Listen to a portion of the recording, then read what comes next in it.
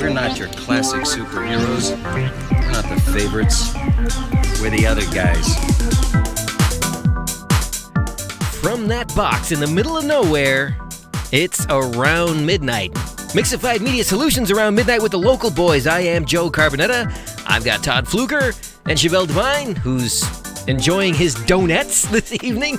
How are you guys doing tonight? I'm so good. Stop smacking on the microphone. Donut. That is just wrong. Is that different from a donut? Yeah. It's a brand name The thing. small I think, but, you know, donuts? yeah, exactly. The micro donuts. Anyway, That This means you show's can brought eat to more you. of them. Brought to you by Donut. I thought you were going to say it's brought to you by 420, since that's the date. Is that special? And we've got the munchies. And we've got munchies, too. Don't wave that thing like that. What's the matter? Is it making you No. nervous? Let's do like the Twizzlers commercials there. Who does that? I don't know. Have you seen those commercials? No, I haven't. You've never seen that commercial where people just keep getting tickled by these Twizzlers? I would smack somebody in the face Oh if somebody man, did you that with get it. it all. I'm sorry, a Twizzler? Gross. Yeah, they're not even good candy. Yeah, but those kinda- yeah, no. If somebody came at me and started poking me in the ear with a piece of licorice, I would punch him.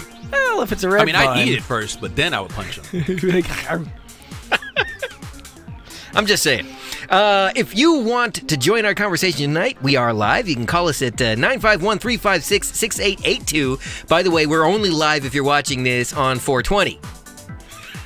I'm just going to keep using that all night long. What, 420? Yeah, exactly. If it's not 420, we're not live. Wow, you know, if somebody was actually high and watching this show and they didn't actually know what day it was, they might call in anyway. That's going to be funny. Like, whoa, man. But anyway. I missed it. It's like, yeah, you're live, right? What?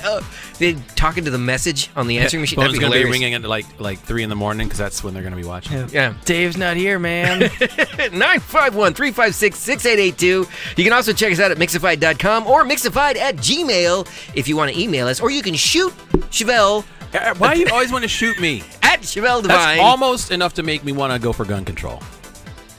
Almost. Almost, huh? Almost.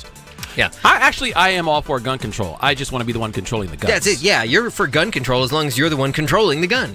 Yeah, makes perfect sense. Anyway, so, Todd, are you all right there? You're watching yourself eating the licorice. Is that what you're doing? You're watching It's yourself? like 'Cause- licorice inception. Yeah. Oh, man. Have some good licorice. Okay. Anyway, Should they be allowed to call that licorice? what would you call it? I mean, red? Because it's not licorice. I hope you're not talking about... You're saying black licorice is the true licorice. Yeah, I mean, it's just another way that people are trying to co-opt all things black, you know? Let me... I wasn't ready. That'll be the day. Red Vine's rule, I just want you... This is like my absolute favorite candy. Really? Red Vines. Oh, yeah. Yeah. Red huh. Vine's rule. I always used to get red vines at the movie theater because, you know, they're cheap. That's your criteria for good And they're candy. delicious. If it's affordable, huh? Its affordability is the criteria. Oh, yeah. That's the main thing. That is a good right? reason. Well, for me, it's actually about the flavor. I really enjoy the flavor of a good red So what vine. is the flavor of a red vine? It's Red. Isn't it like... you know what? I'm not gonna lie. It's like a plastic cherry flavor, Yeah, but I it's was gonna good. say, isn't it strawberry-ish? No, the Twizzlers is supposed to be strawberry. Yeah. Twizzlers is not good. Twizzlers just taste like wax. This is like plastic cherry, but it's good. Anyway, speaking of odd things like this, I don't know about you guys, but in the wake of the whole Facebook scandal and the fact that your privacy is being invaded and everything, it got me to thinking that I'm tired of my life being run by my phone. I don't know about you guys, but and maybe I'm just getting old. It could Well, I be mean, that that too. goes without yeah, saying. that goes without. It's true. But recently, I've discovered a rage that is beginning to burn within me, and it's growing every time Should my have that looked phone. at.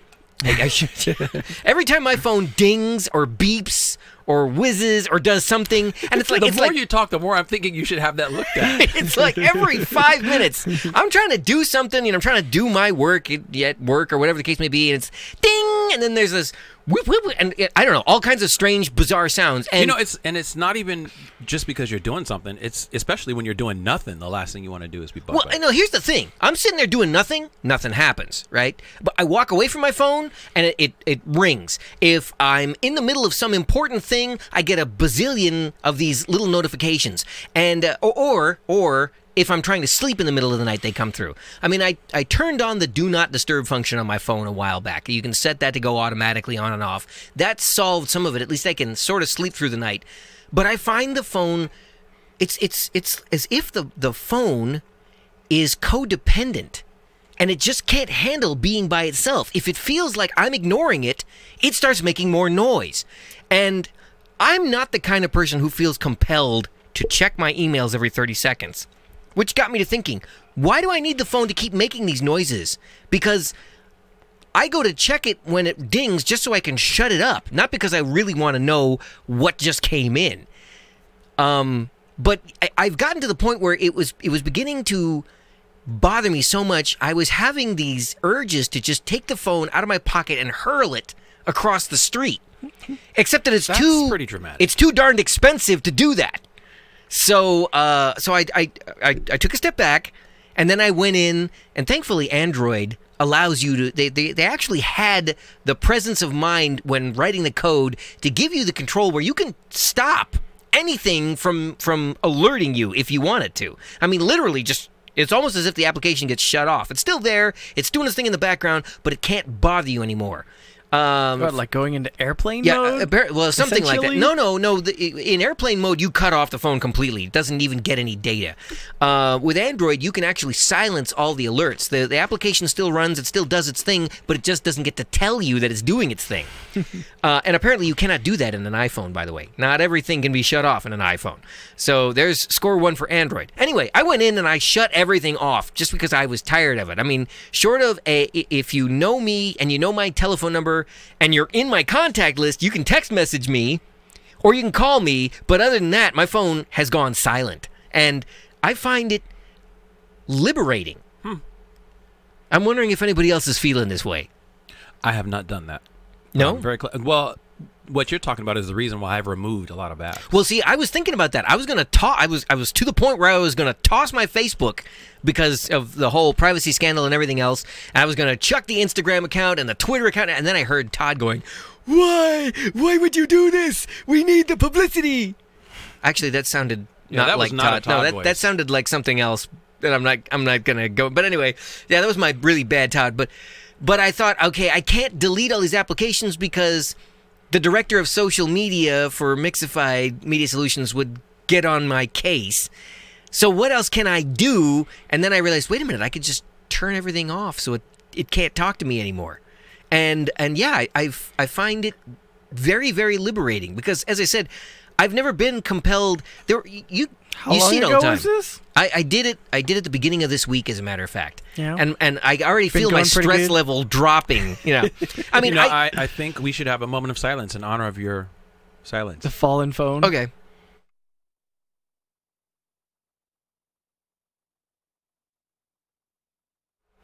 All right. I that's think enough all of of that. the viewers are now feeling liberated. That's enough of that. You know, you drive down the street and you see people at the stoplights, and even while they're driving, it's even more horrifying that they've got their face in their phone. And I'm not that kind of person. I really don't need to know what's going on. As a matter of fact, I'm kind of old school. So if there was something mission critical trying to get a hold of me, they better actually dial a telephone number because I'm not bothering to check emails. I don't live for my email. So it's not been an issue for me to turn it all off, except that I no longer hear the dinging and the whizzing and the beeping and the whatever. And yeah, I mean, I'm wondering. I know that I just saw a video today online. I think it was from the Chive, the humor website. They were doing this video about distracted driving, and they were running people through like a obstacle course where they just drove once, and they're pushing a skateboard with a little stuffed animal on it and see if they could stop in time before they hit it, and all these cones everywhere and all this stuff. And they were like, yeah, distracted driving. And, you know, it was a fun little way to say, you know, they drove the course once and then they were fine, but then they drove it once trying to eat and once trying to text, and they were just running over all the cones. Well, they have said for years, and they're now running an active campaign, even with the freeway message boards, that distracted driving, and specifically they're really targeting the people who are using their phones while they're driving, is just as bad as driving intoxicated, as if you were drunk. Yeah. Yeah, you're totally not paying attention. But you're totally engaged in a completely separate activity, which is, I think, more dangerous. Yeah, but I mean, that's a little. It's a valid subject to discuss also, but it's kind of off the path that I was going in. So much as I'm don't like all the crazy. I'm tired of the phone. I'm tired of the phone trying to rule my life. Yeah. And well, I can tell you this: it's only going to get worse because apps is the new economy. Well, here's the thing. There's no manufacturing or anything left. Everybody wants your data, and they're going to keep bugging you until you give it to them. I've got to believe I'm not the only one. I mean, they did scientific research in the 50s, in the 40s, and you know, they know about the psychoacoustic effect. Somehow I picture you actually authoring this paper way back in the 40s. I see you in the little hat and the, you know, the button-down shirt. And you're right, Todd. I really need the rim shot. I really do. Yeah, like you would be Darren from Bewitched. Come on, where's the Darren? The first Darren. The first. Okay, I was going to say which Darren. No, the second Darren. No, the first Darren. You would be the second Darren. No. You would be the second Darren. you need the press of your luck, though. That would be cool too. You would be Durwood. Dang, and Ralph's, Darwood. Wasn't it Darwood? Ralph's on the Facebook chat trying to shame me. He says, Todd, you going to eat all that licorice? Yes, he will. Yeah. He's actually gone through almost half the bucket already. What if I am? But I can't be the only one. You know, that I'm wondering if maybe part of the reason that everybody seems so stressed out on the road and anywhere else anymore is because that phone is constantly, you know, vying for their attention. Yeah. Well, it's like a pacifier for a lot of people, so it might be the one thing that's keeping them from going totally nuts. Is that it? I don't know. I think Yeah. we need to have a national unplug day where they should like literally shut down the internet and turn off all the mobile phone Okay, now service you're for talking one day. crazy. That is not a good idea. Yeah, I don't know. That is not. It's a beautiful idea in theory and in concept, but no. I think it would really ruin the China's day because then they couldn't hack into anything. What? I feel like just because you shut it all off doesn't mean you can't hack anything. That means you can then have time to set up your attacks. I feel like there were enough people complaining. I saw online today people complaining about Starbucks shutting down for a day. They're not even shutting down for the whole day. They're only shutting down for half a day. And that's not even good coffee. How can people be upset about that? People love it. It's a they gathering cannot place. get enough. But people are getting all pissed off. Yeah, they're like, oh, I need my Starbucks. Stupid Starbucks. They're bowing down to the stupid people, yada, yada. Just So why are they because- shutting down? What happened to the good old days when you made your own cup of coffee? Just because Starbucks. those black guys got their asses beat and arrested. Why does that That's why affect me? Starbucks is shutting down. So, yeah, Yeah, that it's is. all about cultural Yeah. sensitivity You know what? and cultural bias. Let's I don't go- know. Let's talk about that for You a know minute. What do you I think kinda about that have to give situation? them props for that because I've been saying for a real long time that nobody cares enough to do anything. 'Cause Okay. you get all those things where it's like a 2-day protest, and people are like, "Don't go to Target next week." Like, okay, so you just spend the week going to Walmart. I can't believe that of the three of us, I'm going to play the cynic today because that's usually your role. But I honestly think that this is just a show. Oh, I do believe it's a show. Don't get it twisted. I mean, I'm not convinced that Starbucks really gives a rat's ass. Well, part of it is because these things are franchised to begin with. So, I mean, the company can draw all the lines in the sand it wants. But unless it's really prepared to go around and start revoking people's franchise rights, nothing's going to change. If you've got a racist person who owns and runs a business, But here's you can the come thing. down and wag your finger at him all day long, but as soon as you turn your back and walk away, he's going to go right back to business you as got usual. to think about who Starbucks' baseline client is, though. And their baseline client is that millennial worker who wants to sit in there all day, slipping on a latte. They're willing to spend $5 on a coffee rather than get a $2 coffee at AM/PM and give the guy who's sitting out in front of it $3. So that's Whoa, their audience. you give a homeless person $3? No, I'm a selfish prick. But No. I'm saying you have all these people with their hashtag causes that don't want to do anything, and that's probably what's driving Starbucks to shut it down. So the people, this is where the ones you're talking about who are complaining about it. Those are the same people that will be sitting in that Starbucks watching on YouTube, like, oh, those terrible cops. I'm going to comment on that and show everybody how Yeah, I I'll really show you. care. I'm gonna write a nasty editorial in my blog. I'm going to Yeah. write a cutting tweet. Exactly. So yeah, Starbucks close 8,000 U.S. stores for racial biased training after arrest. Does that include the ones in the Targets, I don't know. or are they exempt? Starbucks said on Tuesday it would close more than 8,000 stores after the 2 African Americans were arrested in the store last week.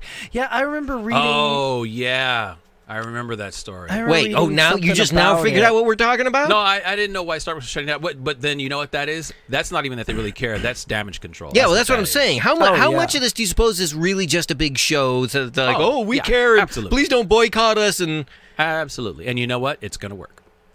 well, again, Because the story became less owing to about the these people getting client beat that up. you're talking about. Yeah, it's less about the people getting beat up because people are complaining more about the fact that they're shutting down than the fact that somebody actually got beat and arrested. Yeah. Okay. All right. So we're all in agreement on that. Now, totally switching gears. What do you think about the situation with the latest? I've heard everybody sensationalizing and calling it a midair disaster, and I'm not. It was definitely a tragic event. I'm not sure I'm going to call it a midair disaster because the plane actually landed, and it's. Don't get me wrong. The person that died, I feel for their family. I feel for them. But only one person was killed in this incident. So, that to me doesn't qualify as a midair disaster. When I hear midair disaster, I'm thinking about planes crashing into each other and, 800 people fall to their death, that kind of thing. But this situation with these aircraft and the concern that maintenance isn't being done regularly or thoroughly enough. Well, I 100% agree with that. You It's do? definitely not being done thoroughly enough. Okay. Definitely not. And I think because there have been some very close calls with a couple of commercial airlines where they've grounded flights or had flights that have been turned around because that little red light that says, "Oh, by the way, you should probably have brakes right now," comes on. That type of thing. Ow. Yeah. And here's the thing, not everybody that owns a plane or has a pilot's license necessarily knows how to fix a plane, so they'll go around and do their little spot check and like, yep, still has wings on it. Let me go ahead and fire it up. And no, it's not ready to go. Well, I mean, do you think that we, as the public in general, need to be more concerned about getting on these planes? I mean, let me Yes, let is me the short say, answer. think about how many flights go up and come down nationwide every day, and this is the first incident that we've had in how many years? First incident we've heard about in how many years? Well, I'm pretty sure it's kind of hard to hide when your engine comes unglued in flight like that. Not really. I'm sure it happens a lot more than most people are aware of. So you think Maybe there's not every time somebody's getting killed, but yeah. you think it it's a happens. grand airline conspiracy? I don't know if I go that far, but I firmly believe that the people who regulate this would go a long way to avoid a panic or a run on that economy. I'm sorry, I'm not familiar with the story. You didn't hear about the Southwest flight? No, it was a Southwest plane? Yeah. Yeah, and they were in the air at about 30,000 feet when apparently a fan blade came off of one of the engines and it struck the side of the aircraft, blowing out a window and sending shrapnel into this woman's head who was sitting at that window. She actually got hit in the head, in the neck, and in the chest, was immediately knocked unconscious, and then began to get sucked out of the window. And two male passengers ran and grabbed her to keep her from actually getting sucked completely out of the aircraft.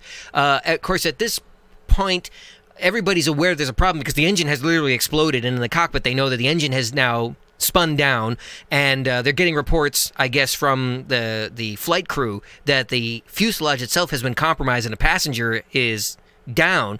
And, of course, because of the radical depressurization of the cabin, the oxygen masks all come down.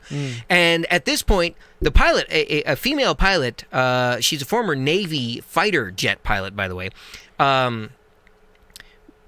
she did a lot of things to basically save the aircraft, because when you have at that height, you have radical depressurization of the fuselage. You can literally, the aircraft can get ripped apart. Yep.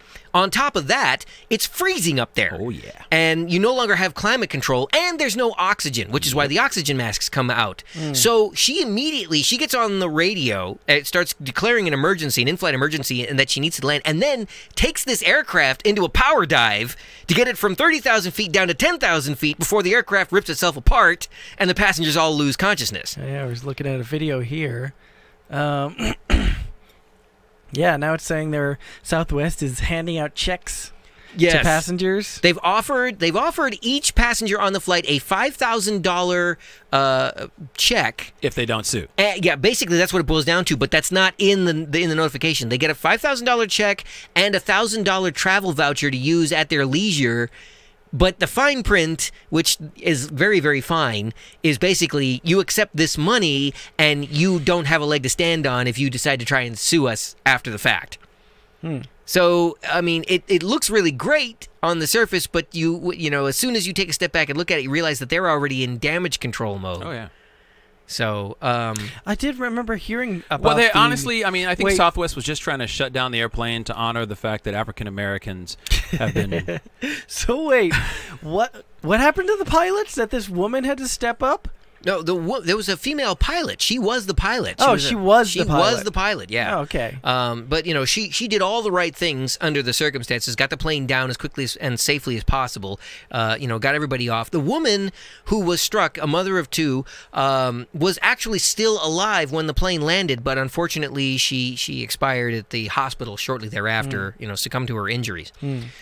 So you know, certainly that's a tragedy. But amazingly enough, there was only one passenger injured, despite all the shrapnel flying through there. And supposedly, these engines are constructed with rings around the leading and trailing edges of the engine cowl to keep pieces from getting ejected from the engine and shot at the aircraft. And yet, it happened. The shrapnel hit the fuselage. I believe it hit the tail wing. It did a lot of damage to the aircraft, but she was able to land it. The pilot, that is, was able to land it.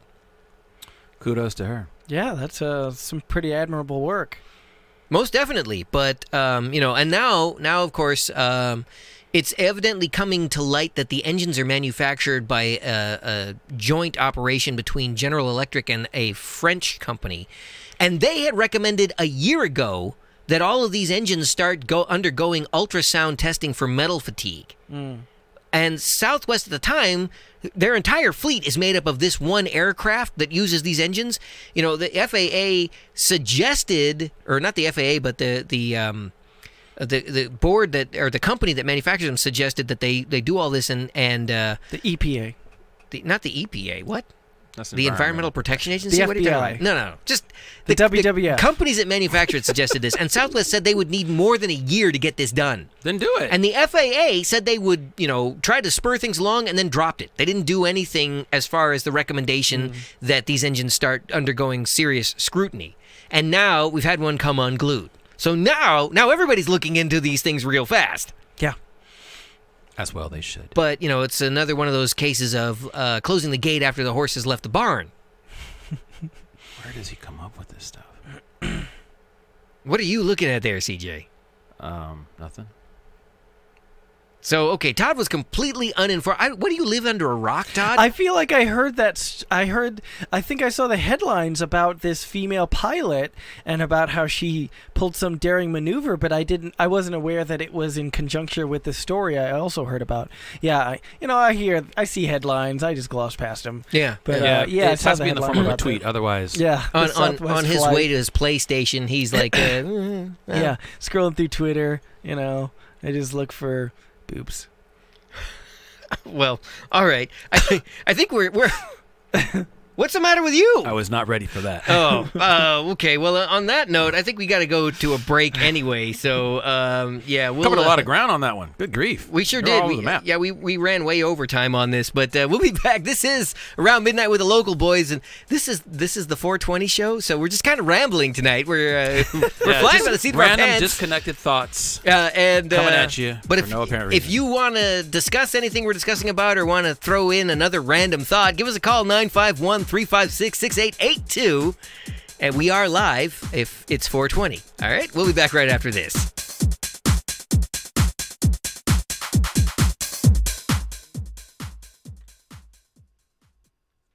Around Midnight is a production of Mixified Media Solutions. Mixified is a full-service multimedia production company. From boardroom to broadcast, whatever your production needs, Mixified is your solution. Go to Mixified.com, that's MIXAFIED, or call 951-356-6882. Mixified Media Solutions.